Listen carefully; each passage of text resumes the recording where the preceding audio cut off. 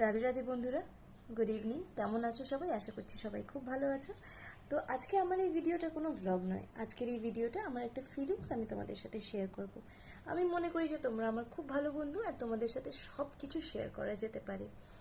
তো বন্ধুরা, যারা নতুন মা হয়েছো, এটা তাদের জন্য স্পেশালি, বা যারা মা হতে চলেছো, যখন আমরা মেয়েরা মা হই তখন একটা খুব বড় কনফিউশনের মধ্যে পড়ে যাই। সেটা হলো গিয়ে যে আগে ক্যারিয়ার না আগে বাচ্চা। আমি একজন শিক্ষিত মেয়ে, আমি ওয়েল এডুকেটেড মেয়ে। আমি চাইলেই আমি একটা ভালো হাই পেইং জব পেতে পারি, একটা ভালো লাইফস্টাইল, ইন্ডিপেন্ডেন্ট। বাট কী বলো তো বন্ধুরা, মা হওয়ার পরে না আমার মনে হয় যে আমাদের মেয়েদের একটা খুব বড় চেঞ্জ আসে লাইফে, মেন্টালি, ইমোশনালি, ফিজিক্যালি, সব রকমভাবে।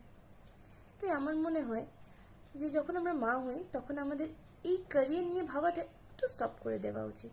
কারণ যেহেতু বাচ্চাটা আমার আর আমার হাজব্যান্ডের, তো সেই ক্ষেত্রে বাচ্চাটার সবচেয়ে বেশি প্রয়োজন ইদার তার মাকে হয় বা তার বাবাকে হয়।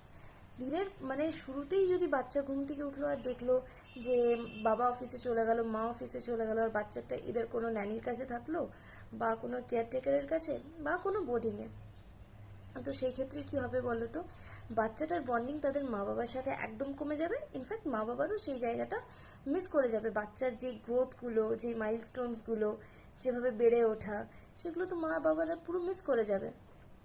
আর ভাবো তো, আমরা 9 মাস 10 মাস একটা বাচ্চাকে নিজের মধ্যে রাখলাম, একটু একটু করে তাকে বড় করলাম, তাকে জন্ম দিলাম, বাস হয়ে গেল।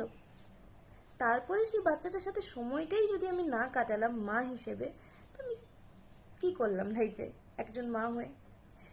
তো আমার মনে হয় যে মা হওয়ার পরে মেয়েদের ক্যারিয়ারটা একটু ব্রেক দেওয়া উচিত। আমি বলছি না যে তোমরা স্টপ হয়ে যাও বা মা হয়ে গেছো মানে আর কিছু করা চলবে না, একদমই তা না। সেটা নিজের, অবশ্যই সবার নিজের পার্সোনাল চয়েস থাকে, বাট আমি আমার ফিলিংসটা শেয়ার করছি তোমাদের সাথে, আমি আমার এক্সপিরিয়েন্সটা বলছি। যেহেতু আমি একা ফ্যামিলিতে থাকি, তো সেই ক্ষেত্রে আমার মনে হয় যে আমার বাচ্চার দিনের শেষে সব থেকে বেশি প্রয়োজন আমাকেই। আর আমি ওকে যতটা বুঝি, আমি ওকে যতটা কেয়ার করতে পারি, সেটা কেউ করতে পারবে না, বিকজ আমি ওর মা। ওর সাথে আমার নারীর টান আছে, তাই না? আমার কথাগুলো যদি তোমাদের ঠিক মনে হয়ে থাকে অবশ্যই কমেন্ট করে জানিও। ভালো থেকো, সুস্থ থেকো। রাধে রাধে।